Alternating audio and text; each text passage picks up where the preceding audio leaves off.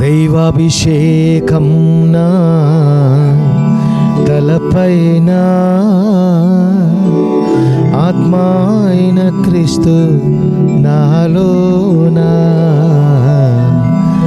దైవాభిషేకం నా తలపైన,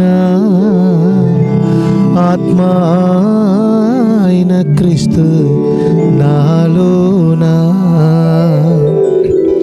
ఆరాధన నీకే నా యేసు రాజా, ఆరాధన నీకే నా యేసు రాజా, ఆరాధన నీకే నా యేసు రాజా, ఆరాధన నీకే నా కన్న తండ్రి.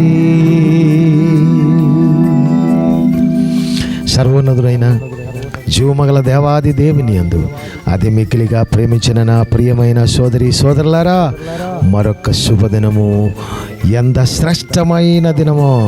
ఈ అత్యంత శ్రేష్టమైన దినములలో జీవమగల దేవాది దేవుడు శ్రేష్ట సత్య జీవ వచనము ద్వారా మమ్మల్ని ఆశీర్వదించడానికి మనతోడు ఉన్నారు కనుక జీవవచనం చదువుతుండగా శ్రద్ధగా వింటామా? ప్రసంగి గ్రంథము 12వ అధ్యాయము 13వ వచనము. దేవుని యందు భయభక్తులు కలిగి ఉండి ఆయన కట్టడలు అనుసరించి నడుచుచుండవలను.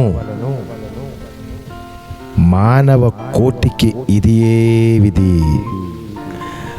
సర్వ మానవుడు కూడా జీవము గల దేవాది దేవుని కట్టడలను అనుసరించి నడిచినట్లయితే సంపూర్ణమైన ఆత్మీయ, మానసిక, శారీరక, ఆర్థిక దీవెనలు కలుగుతాయి. కనుక ఇప్పుడు దాకా దేవుని కట్టడలను అనుసరించలేని ఎడల ఇప్పుడు మీరు దేవుని ఆజ్ఞలను అనుసరించాలని మనవి చేసుకున్నారు.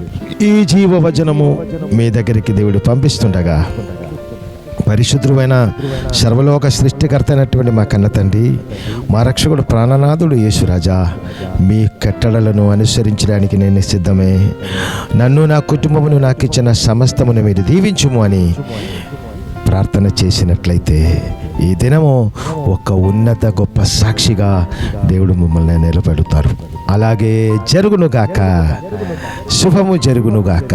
ఈ వచనం ద్వారా దేవుడు మమ్మల్ని దీవించునుగాక. తలంచు చిన్న ప్రార్థన చేద్దాం. పరిశుద్ధుడా, మహిమగల మహోన్నతుడా, అత్యంత శ్రేష్టమైన మంచి దినము మీ ప్రియ బిడ్డలైనటువంటి మాకు ఇచ్చినందుకు స్తోత్రము.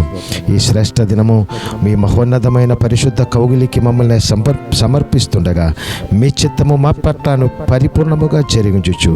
మీ రాజ్య విస్తృతి కొరకు మీ ప్రియ బిడ్డలైన మమ్మల్ని పరిపూర్ణముగా వాడుకోమని, సమస్త ఘనత, మహిమ, ప్రభావాలు మీ ప్రియ బిడ్డలైనటువంటి మా ద్వారా మాకిచ్చిన సమస్తము ద్వారా మీరే పొందుకోమని క్రీస్తు యేసు పరిశుద్ధ నామమును బట్టి స్తుతించి ప్రార్థించి వేడుకుంటున్నాను మా కన్న తండ్రి.